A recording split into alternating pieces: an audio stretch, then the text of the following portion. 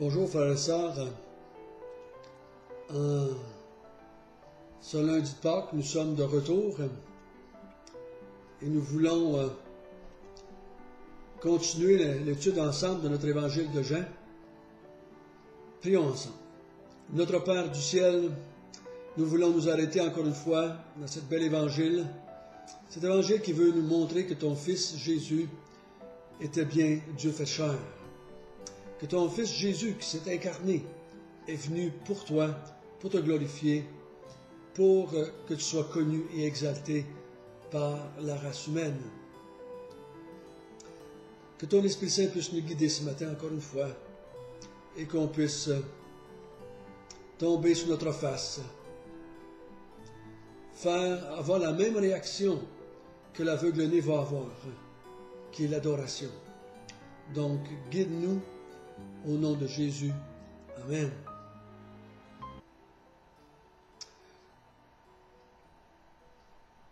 Nous allons commencer par, comme on a dit les autres fois, on va mettre les décors en place afin de pouvoir visualiser autant que possible la scène et de capturer la grande vérité que Jésus va dire à cet homme-là qu'il va guérir. Lisons ensemble l'introduction. Jésus vit en passant un homme aveugle de naissance. Ses disciples lui posèrent cette question. Rabbi, qui a péché, cet homme ou ses parents, pour qu'il soit né aveugle? Jésus lui répondit, ce n'est pas que lui ou ses parents aient péché, mais c'est afin que les œuvres de Dieu soient manifestées en lui. Il faut que je fasse, tandis qu'il est jour, les œuvres de celui qui m'a envoyé. La nuit vient, où personne ne peut travailler. Pendant que je suis dans ce monde, je suis la lumière du monde. Après avoir dit cela, il cracha à terre et il fit de la boue avec sa salive. Puis il appliqua cette boue sur les yeux de l'aveugle. Il lui dit, va et lave-toi au réservoir de Siloé, nom qui signifie envoyé. Il y alla, se leva et s'en retournant, voyant clair.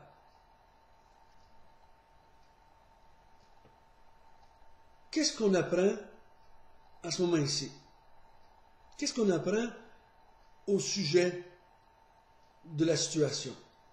Voici un homme, un aveugle-né, donc les aveugles dans ce temps-là n'avaient pas de pension du gouvernement, il n'y avait pas de bien-être social, soit les familles en prenaient soin, et soit qu'ils devenaient des mendiants et ils quêtaient leur pitance.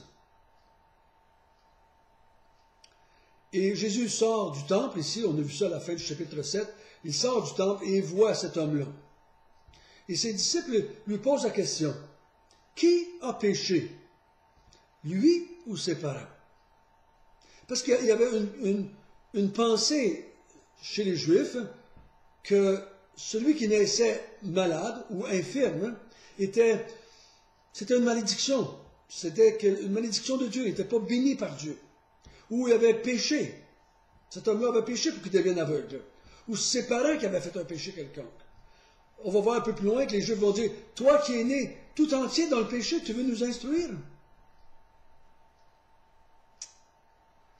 Donc les Juifs, ses disciples se demandent, mais c'est qui a péché?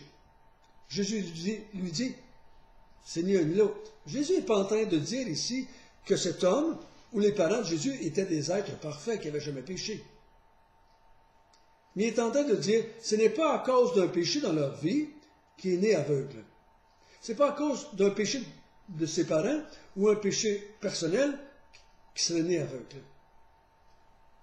Mais il dit, Dieu veut se servir de lui pour se manifester. Dieu veut se manifester à travers cet homme-là. Comme on pourrait dire, nous autres, que Dieu veut se manifester à travers tous les êtres humains. Dieu veut prendre tous les êtres humains et se manifester. Manifester veut dire se révéler, se montrer, s'exalter, afin qu'on le voie et qu'on comprenne qui qu'il est. Donc Jésus dit, je veux me servir de lui. C'est pour ça que je lui ai donné cette infirmité-là. Et Jésus dit, je suis ici pendant un temps pour révéler le Père. Je suis la lumière.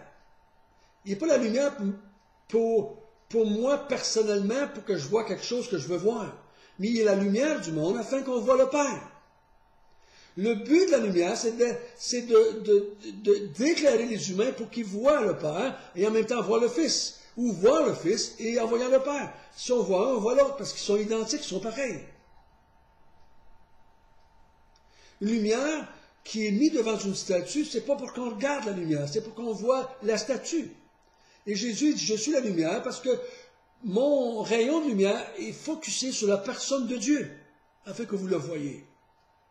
Il crache par terre, prend sa salive avec un peu de terre, il en fait un peu de boue, et il met ça sur les yeux de l'aveugle-né. Et il lui dit, va au réservoir de Siloé, qui veut dire envoyer, lave-toi. Et cet homme-là part, va au réservoir de Siloé, et il se lave. Et il voit clair. On pourrait se poser la question, pourquoi Jésus n'a pas juste mis ses doigts dessus pour les guérir? Pourquoi Jésus n'a pas juste dit un mot et qu'il soit guéri? Pourquoi Jésus a... On a toutes sortes d'idées là. Mais en le faisant ici, et en l'envoyant au réservoir de Siloé, qui était une place très publique, il y avait toujours plein de monde, et il a rendu ce miracle-là public afin que plusieurs le voient et qu'ils puissent glorifier Dieu. Je vais vous mettre quelques photos du réservoir de Siloé afin que vous voyez où est-ce que ça s'est passé.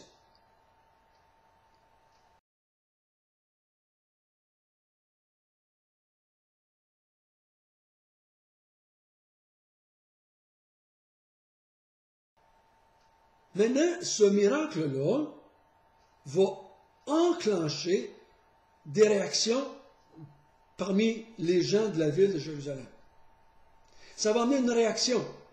On aurait l'impression que, mon ami, ça va amener une réaction, puis tout le monde va sauter dans les airs, ils vont se réjouir de ce grand miracle, mais pas tout à fait ça qui se passe. Lisons la première réaction de la part des gens du peuple, de ces gens qui le côtoyaient, qui le connaissaient. Ses voisins et ceux qui auparavant l'avaient connu comme mendiant disaient, n'est-ce pas là celui qui se tenait assis et qui mendiait? Les uns disaient, c'est lui. D'autres disaient, non, mais il lui ressemble. Et lui-même disait, c'est moi. Ils lui dirent donc, comment tes yeux se sont-ils ouverts? Il répondit, l'homme qu'on appelle Jésus a fait de la boue, a oint mes yeux, et m'a dit, va au réservoir de Siloé et lave-toi. Jésus, j'y suis allé, je me suis lavé, et j'ai pu voir. Ils lui dirent, où est cet homme? Il répondit, je ne sais. Donc ici, nous avons la première réaction de ses voisins, de ses connaissances, des gens qui l'ont côtoyé pendant une partie de sa vie.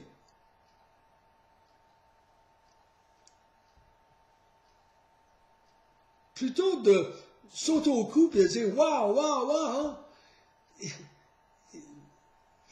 Il y en a qui disent « C'est lui », d'autres disent « C'est pas lui ». Là, il lui demande « Mais qu'est-ce qui est arrivé? Qu'est-ce qui est arrivé? » Parce que lui, il disait « C'est moi, c'est bien moi, c'est moi le mendiant aveugle, je vois. » Qu'est-ce qui est arrivé? Il dit « L'homme qu'on appelle Jésus a fait de la boue, mis ça sous mes yeux, il dit, va au réservoir, lave-toi, et tu vas voir, je suis allé, je me suis lavé, et je vois. »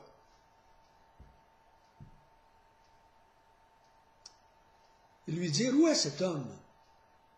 Je ne sais pas. Donc ça, c'est la première réponse. Pas très enthousiaste, n'est-ce pas? Un peu réservé, au moins cela. Un peu incrédule. Vous allez voir tout à l'heure pourquoi est-ce que c'est comme ça.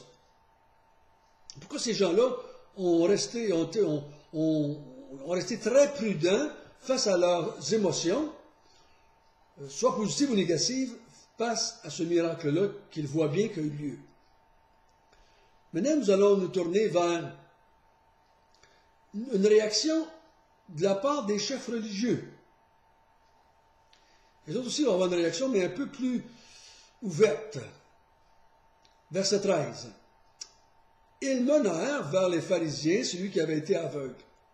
Or, c'était un jour de sabbat que Jésus avait fait de la boue et lui avait ouvert les yeux. De nouveau, les pharisiens lui demandèrent comment il avait pu voir. Il leur dit, il a appliqué de la boue sur mes yeux, je me suis lavé et je vois. Sur quoi quelques-uns des pharisiens dirent, cet homme ne vient pas de Dieu, car il n'observe pas le sabbat. D'autres dirent, comment un homme pécheur peut-il faire de tels miracles? Il y eut division parmi eux, et ils dirent encore à l'aveugle, toi, que dis-tu de lui sur ce qu'il t'a ouvert les yeux? Il répondit, c'est un prophète. Les Juifs ne crurent point qu'il ait été aveugle et qu'ils avaient pu voir jusqu'à ce qu'il ait fait venir ses parents. Donc ça, c'est la première réaction. Les chefs religieux nient. Même si le gars dit que c'est arrivé, même si le gars dit que c'est vrai, même s'il y a des témoins qui l'ont vu, même s'il y a des témoins, on ne le croit pas, c'est pas lui. Et la raison fondamentale, c'est qu'il ne peut pas, parce qu'il ne peut pas être de Dieu, il ne peut pas être vrai, parce qu'il a fait ça le jour du sabbat.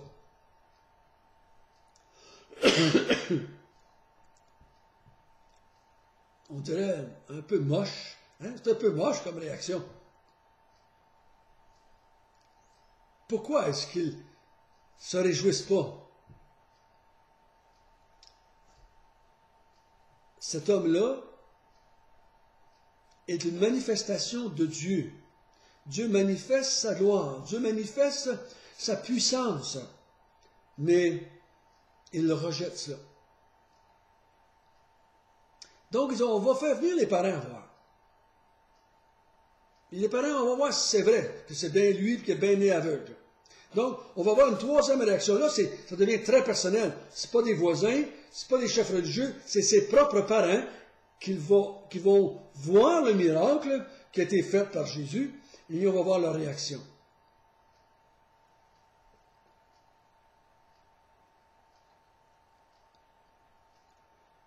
Et ils les interrogèrent, verset 19, disant, « Est-ce là votre fils que vous dites être né aveugle?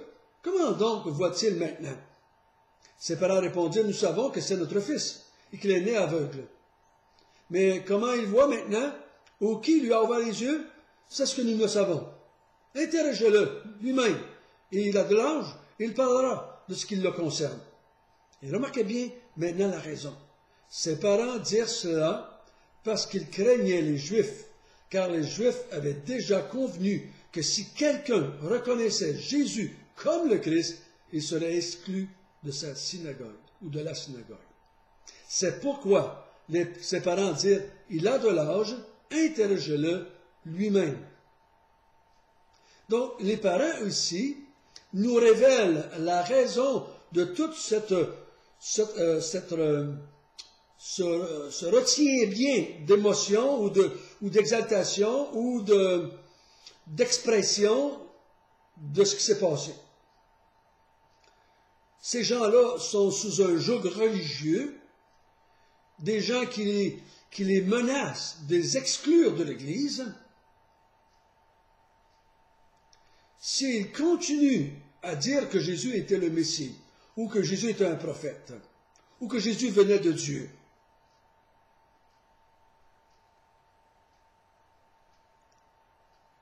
et ces gens-là, préférant être acceptés par les hommes, ils nient l'histoire ou le témoignage de l'aveugle-né. Ils rejettent le témoignage de leur propre fils au sujet de Jésus, parce qu'ils ne veulent pas être rejetés par les pharisiens ou les chefs religieux et de la synagogue. Mais continuons notre histoire pour arriver à la grande déclaration qu'on veut connaître. Nous, maintenant, les pharisiens les pharisiens appellent l'homme pour une deuxième fois. Les pharisiens appelèrent une seconde fois l'homme qui avait été aveugle et lui dirent, « Donne gloire à Dieu. Nous savons que cet homme est un pécheur, à cause du sabbat, selon eux. Mais donne gloire à Dieu, c'est Dieu qui t'a guéri. » Il répondit, « Si c'est un pécheur, je ne sais pas. Je sais une chose, j'étais aveugle, maintenant je vois. » Et lui dirent, « Qu'a-t-il fait? Comment as-tu ouvert les yeux? » Il leur répondit, « Je vous l'ai déjà dit, et vous n'avez pas écouté. Pourquoi voulez-vous l'entendre encore? Voulez-vous aussi devenir ses disciples? » Et ils l'injurièrent et dirent, « C'est toi qui es son disciple. Nous sommes des disciples de Moïse. Nous savons que Dieu a parlé à Moïse, mais celui-ci, nous ne savons d'où il est. » Cet homme leur répondit, « Il est étonnant que vous ne sachiez d'où il est. Et cependant, il m'a ouvert les yeux. Nous savons que Dieu n'exauce point les pécheurs, mais si quelqu'un honore et fait sa volonté, il l'exauce. Jamais on n'a entendu dire que quelqu'un avait ouvert les yeux d'un aveugle-né. Si cet homme ne venait pas de Dieu, il ne pourrait rien faire. » Ils lui répondirent, « Tu es né tout entier dans le péché, et tu nous enseignes. » Et ils le chassèrent. Jésus nous a dit au début, je vais utiliser cela, cet homme-là, pour manifester Dieu, pour manifester la gloire de Dieu.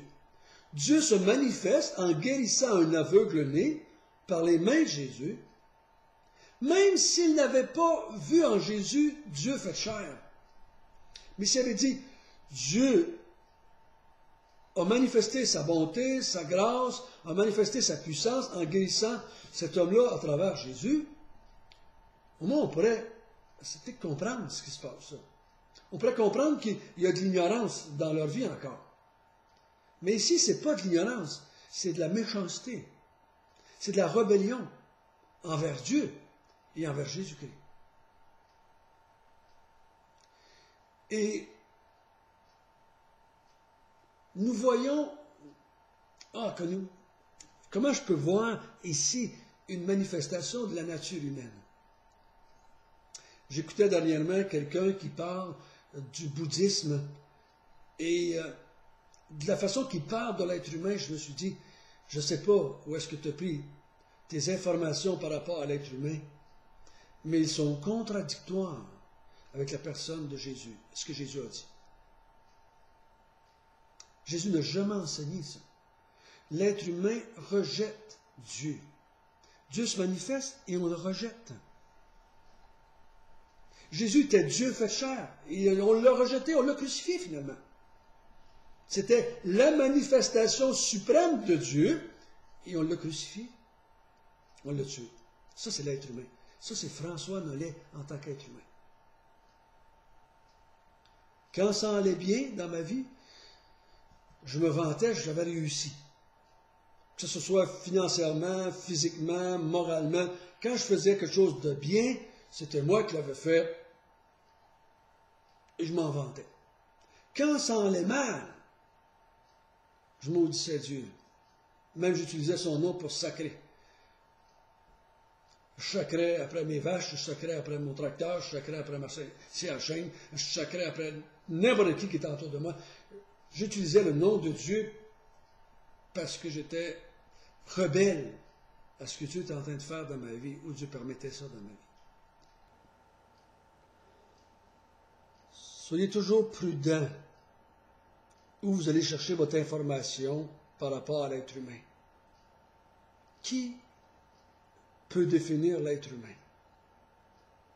Qui peut dire c'est quoi un être humain?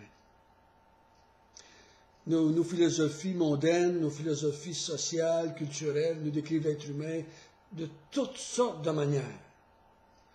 Gentil, c'est un petit ange, venu au monde bon, c'est la société qui le rend mauvais, l'être humain est capable de grandes choses, puis on nous en met plein les oreilles, surtout avec le New Age. J'écoutais quelqu'un dans les mains qui disait « Je suis la lumière, j'aime, je suis l'amour ». Qui peut dire c'est quoi l'être humain? La Bible nous dit Dieu seul peut définir l'être humain. Parce que c'est lui qui l'a créé. Et il l'a vu tomber, il l'a vu devenir pécheur.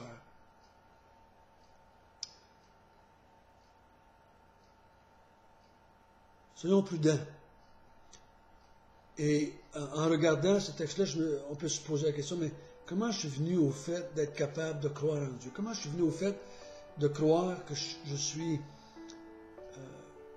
que Dieu disait vrai, que je veux me soumettre, que je veux aimer Dieu, que je veux servir Dieu?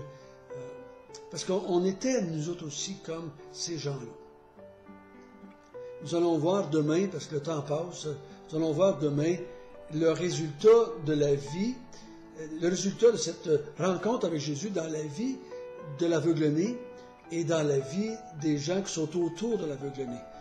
Deux réactions complètement opposées. Un va être le rejet de Dieu et l'autre va être l'adoration de Dieu. Notre Père du ciel, merci que tu ne nous as pas abandonnés comme tu aurais pu abandonner cet homme-là, assis là, aveugle et mendiant. Tu as décidé de l'utiliser pour te manifester. Merci que nous, qui étions aussi des aveugles spirituels, tu vas arrêter devant nous, tu vas t'arrêter, tu vas vouloir nous utiliser, nous prendre et de faire de nous des manifestations de la gloire de Dieu.